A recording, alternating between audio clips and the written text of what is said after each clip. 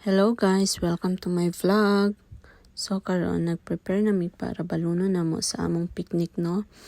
Iya day mi putahi ani iyan kay fried chicken, then ang ako kay pasayan. Simple ra ni siya, no, butangan lang ni siya butter and garlic. So kani ready naming tanan, no, para mo adto na mi sa man-made forest. Ang mga lalaki gipangkarga na nilang among pangdalon, mga lamisa, tanan. Makaagi day mo aning ilang gitawag nga Tinai Road.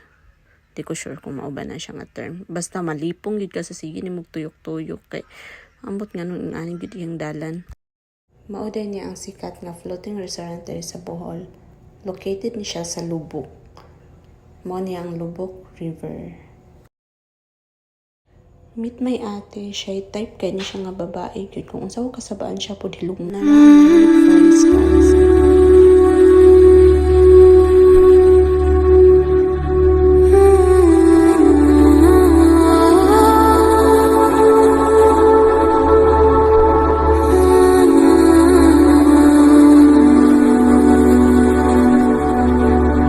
Pag-abot na mo, nangaon na dahil may diretsyon, no? Tanawan ng gloves ni mama. Sa hipon.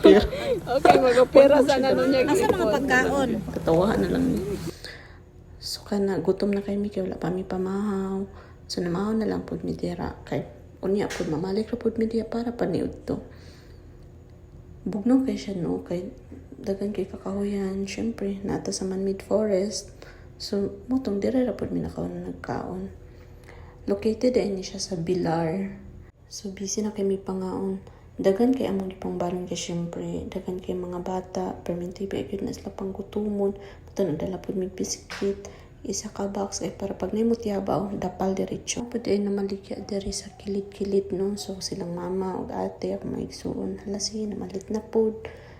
Then kanipod guys, dagan po ng laag ani nga time. Kay fiesta manggod sa Bohol.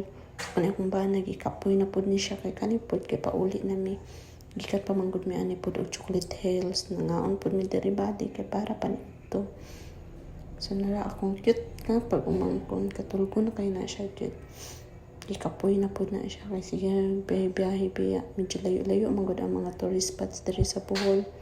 Meet may pamangkin si Kenzo nga grabe kay mo English, kumpiyansa ka na mga oreksyon pod na. Bright kay bata.